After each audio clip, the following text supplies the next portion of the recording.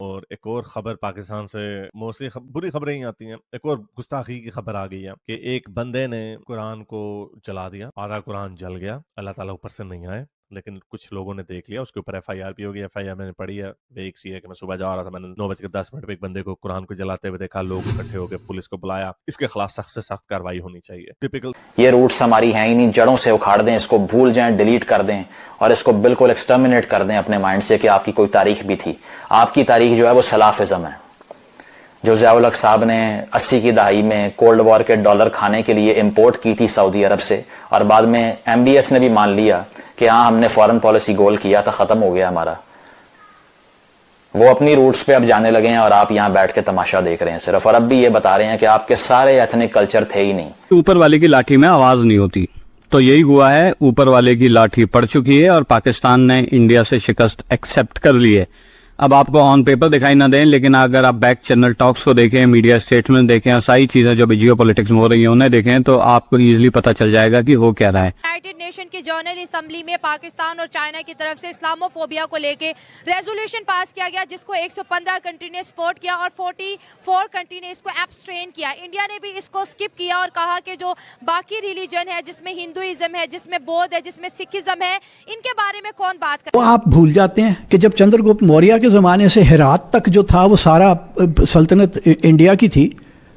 اشوک کے زمانے, چندر گپت موریہ کا زمانہ الیگزینڈر کے مطلب 4-5 سال بعد, سمجھ لیں آپ 318 قبل مسیح سے اس کی بادشاہی تھی. اور اب ان کے سامنے سب سے بڑا چیلنج ہے کہ پاکستان کو بریک اپ ہونے سے کیسے بچائیں. آپ کو اگر اپنا حقیقی چہرہ دکھانا ہے تو اس طرح کے اقدامات جب تک آپ نہیں کریں گے, انڈیا نے بالکل ٹھیک کی ہے.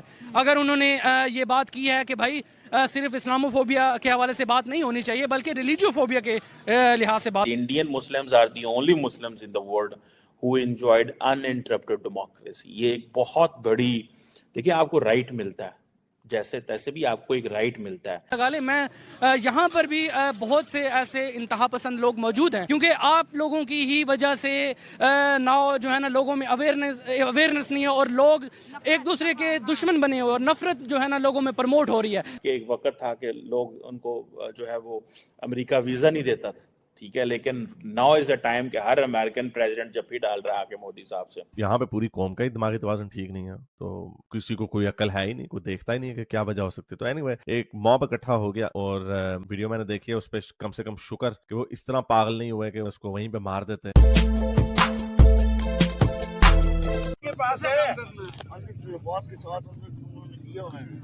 تم کون ہو, کدھر رہتے ہو؟ بڑا چوک پہ کون سی جگہ رہتے ہیں؟ پیچھے کون سی جگہ؟ نام کیا ہے؟ بولو. تمہارا کیا نام ہے؟ تمہارا کیا نام ہے؟ پھانسی دے دو.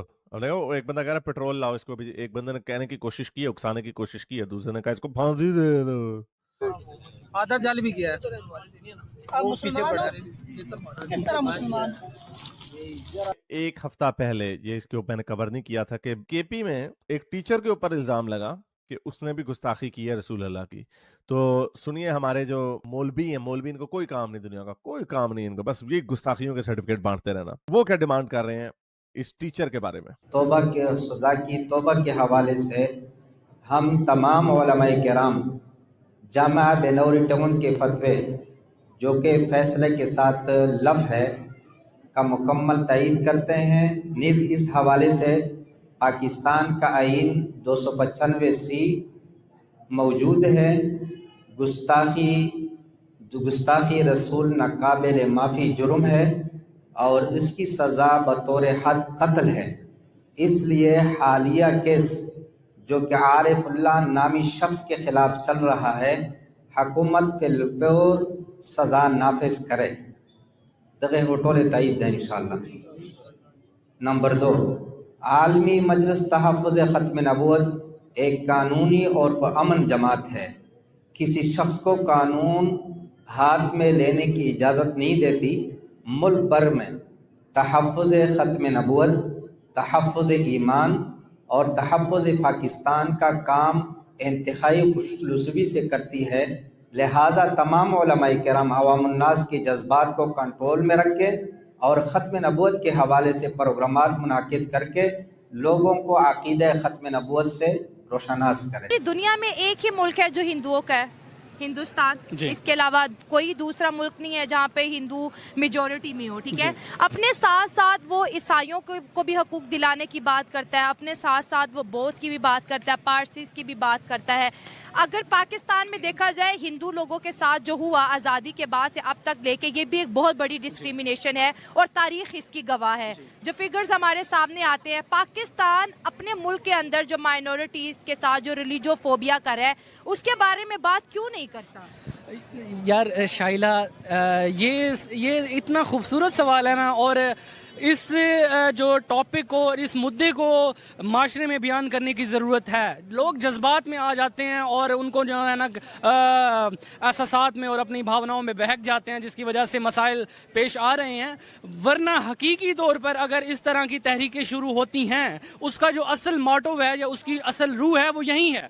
जब आप अपने मज़हब से रिलेटेड वो कहते हैं ना सिक्योरिटी मांगेंगे, अपने मज़हब से रिलेटेड लोगों के राइट्स मांगेंगे, तो भाई आपको दूसरों के जो मज़ाहब से ताल्लुक़ रखने वाले लोग हैं उनको भी राइट्स देना होंगे। अगर हकीकी मायने में आप समझना चाहते हैं इस पूरे टॉपिक को, तो खुलासा यही है। अगर इस तरह के एक्ट्स आप परफॉर्म कर रहे हैं और आप बाकी मज़ाहब को वो कहते हैं ना ओवरलुक कर जाएंगे, बाकी मज़ाहब की आप बात ही नहीं करेंगे, तो यकीनन आप अपने इस मुद्दे में सच्चे में जो धमकी देते हैं कि हमने लोगों को संभाल के रखा हुआ है, लोगों के जज्बात, पहले उन्हीं के जज्बात को उभारते हैं और फिर बाद में उसके बाद कहते हैं कि हमने इनको संभाल के रखा हुआ है, अपनी इंपॉर्टेंस भी डाल देते हैं। तो बहरहाल ये इस टीचर के खिलाफ इन्होंने उधर भी KPK में भी ये केस हुआ कि उसने कोई गुस्ताखी कर दिया रसूल अल्लाह के खिलाफ।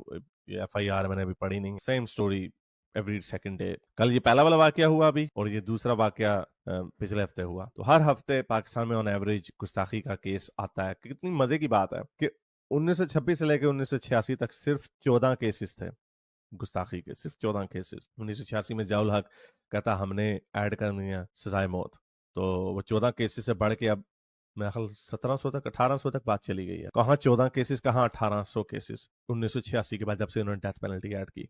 कितनी मजे की बात। इससे दो नतीजे निकलते हैं, या तो आपने चूंकि ये डेथ पेनल्टी डाली है इस वजह से लोगों ने गुस्ताखी ज्यादा करनी शुरू कर दी, या फिर इससे पहले भी लोग गुस्ताखी करते थे लेकिन उसको लोग गुस्ताखी तस्वुर नहीं करते थे। इन बोथ केसेस इससे साबित होता है कि जो आपका नतीजा था, जो आपका मकसद था, जाहिर बात है आपने डेथ पेनल्टी इसलिए ऐड की ना ताकि लोग गुस्ताखी ना करें, तो अब तो लोग गुस्ताखी ज्यादा कर रहे हैं, तो उससे तो आपका मकसद नाकाम हो गया। तो फिर फायदा क्या हुआ? इसका मतलब आपने जो स्टेप लिया, आपने जो गुस्ताखी की मौत डाली, और ये एक लर्निंग पॉइंट है हर चीज, हर उस बंदे के लिए जो कहा तो सख्त से ज्यादा हो गए तो फिर लोग कम करेंगे। आप कम क्यों, ये बढ़ क्यों गई? ये तो कम हो जानी चाहिए थी आपकी लॉजिक के मुताबिक। तो इससे पता यही चलता है कि जब आप लोगों को चार्ज अप करते हैं, इसका आपका मकसद ये होगा कि लोग डर जाएंगे। लोग डरते नहीं, लोग फिर ज्यादा जो गुस्ताखी ना भी हो उसको भी गुस्ताखी समझने लग जाते हैं। आपने इसको पोलिटिसाइज कर दिया। तो